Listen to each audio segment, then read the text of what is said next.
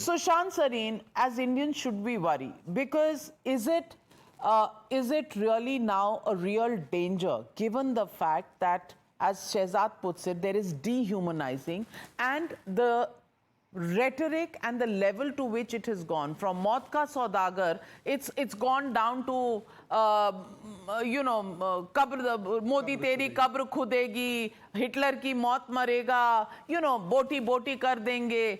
That kind of a violent expression for the Prime Minister, does it put him in harm's way?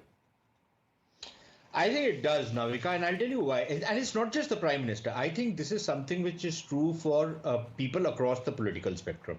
If this kind of language, this kind of stridency, this kind of horrific kind of violent language is normalized, it endangers everybody. And I think what has happened to Donald Trump is a kind of a wake-up call for all of us. Look, we are not living in normal times. We are living in very strident, times in which there's a lot of acrimony which is taking place. And this is a time, please also remember, you have virtually every day, you have these Khalistani elements living under the patronage of the CIA and the American establishment, hurling death threats to the Indian Prime Minister virtually on a daily basis.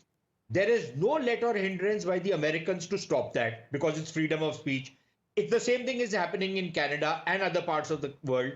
One. Number two, if you look at some of the jihadist chat rooms and stuff like that, you will see the kind of poisonous stuff which is coming out against the Prime Minister and some of his senior colleagues.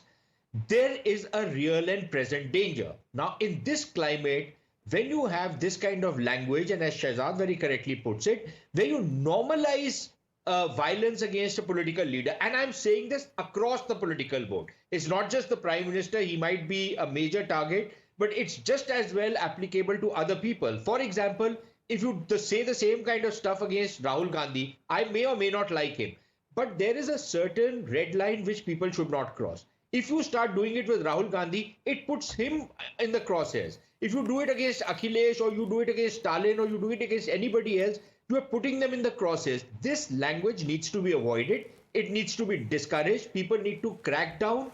The state needs to crack down on people who are indulging in this in the social media sphere and in other forums.